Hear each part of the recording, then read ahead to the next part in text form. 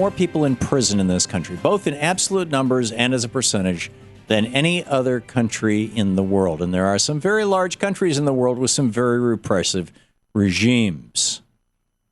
What do we do about this? How do we change this?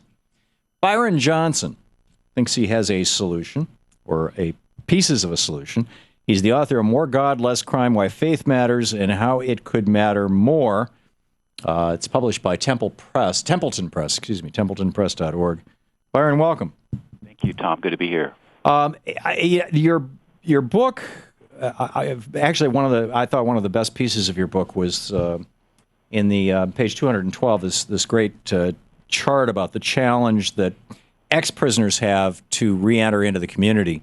And, from housing and counseling, volunteer training, mentoring, job training, placement, getting jobs, people not hiring ex-prisoners, the ravages that our criminal justice system have made, or that crime has made, or that poverty has made, or, pick your choice, particularly in minority communities in the United States, and how the church has been historically at the core, in particular of the African-American community in the United States, which is one of those communities most hard hit by imprisonment. I believe it's 1 in 10 African American men at one point or another has been through the criminal justice system. Mm-hmm. And I think you correctly identify that religion can transform people's lives, and that religious institutions can provide structure that can help people avoid crime or transition out of crime. Do I have all that right?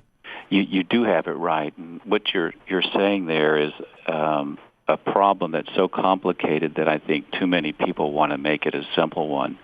And these offenders coming out of prison have so many obstacles, and that's why I'm always surprised when people say the recidivism rate is so high.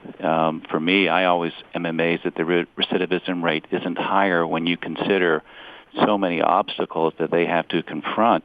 Well, not to mention the fact that just in American society, we have 1 in 6 Americans right now, some studies show 1 in 5, on food stamps. I mean, forget the people who come out of prison. I mean, poverty is, and just getting a decent job these days means getting an $8 an hour job, and who can raise a family on that? It's with absolutely no benefits and things. Now, here's where I'm very uncomfortable with your book. Mm-hmm. And that is, Arthur Brooks, for example, who the president of the American Enterprise Institute, who blurbed your book, he said very nice words about it, is the author of the book, The Battle, How the Fight Between Free Enterprise and Big Government Will Shape America's Future. And one of your solutions is that government throw more money into religion and integrate religion into the criminal justice system. And I see that as an absolute violation of the Constitution. And even if we can produce a good outcome with it, there have to be other ways to do it. Well, I don't really say that the government should throw money at religion. What I do say is that... You document how it's worked where it's been done.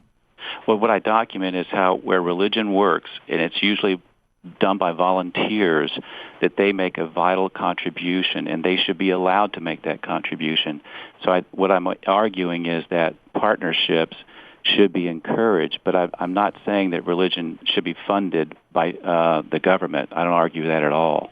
Okay, so you would be, in that case, then, how do we speak as you and I, as two Christians, how do we speak to our brothers and sisters about the direction that so much of Christianity is going, that is not in the spirit of Matthew 25, which is very much what you're talking about here? Exactly. Well, I think that what's happened is that the church has heard a message that's too simple. That, the message is that, people need God, so let's take a Christian message into the prisons and preach the gospel.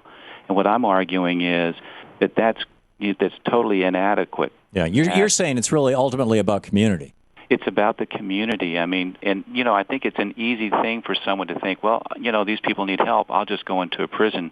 What I'm arguing is that they do need help, but they need help in these other areas of their life. I'm not trying to diminish that they have spiritual needs, but they also have housing needs, employment needs, job training, counseling, and, mentoring in the community. These are really important things that so far we've not been able to address at any level. Many, many years ago, before I went to graduate school, I was actually a parole officer. And, all I could do as a parole officer was just to see how many of my caseload was getting arrested. And I'm monitoring those folks. I'm not really doing anything meaningful to help these people in the community. Right. So that just shows you that, these government employees only have so much of their time that they can dedicate. And I think that you have these houses of worship, 380,000 of them all across the country, that could be doing some pretty amazing things if they were just to think about it. And yet the vast majority of them will have nothing to do with prisoners. And if ex-prisoners who are homeless knock on their door, I've seen it myself, sure, they get thrown out. I mean, they literally don't even let them in. That's true. But let me propose a contrarian hypothesis to you, if I could, in the sure, few minutes we have. If what we know and what your research shows, and you've done a very good job of documenting it in the book, is that community reduces recidivism, in other words, support networks and things. Yes. And that kind of community is most lacking in communities of great poverty, mm-hmm, or communities that have historically suffered oppression. Right. Then shouldn't there be other ways that the government could get involved?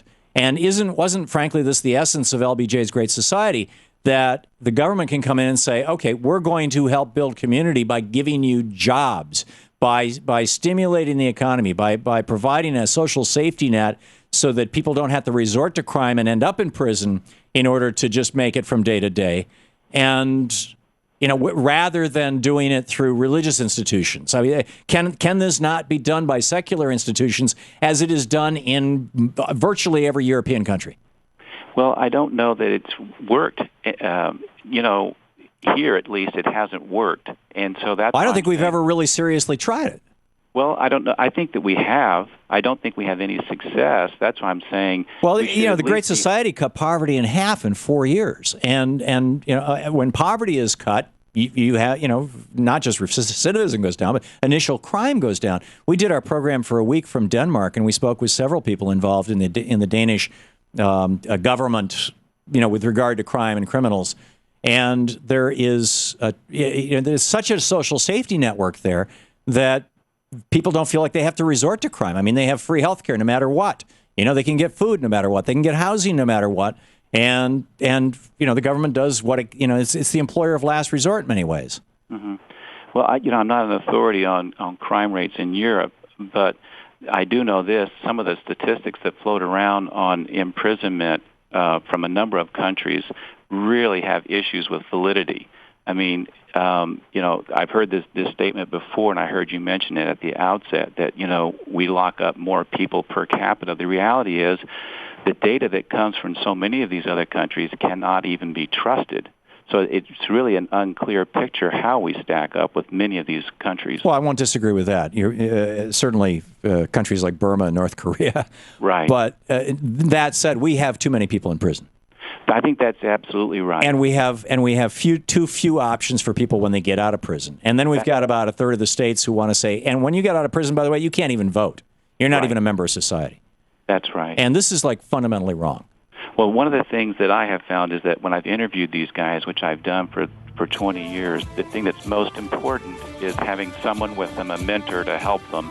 And I do think that these churches, these houses of worship, could be a source of use for us. I agree, and I think that, frankly, in the African American community, that the church has traditionally played that role, and yes, it arguably did in the immigrant community, like Irish Catholics 100 years ago. So anyhow, Bryon Johnson, TempletonPress.org. More God, Less Crime. Thank you.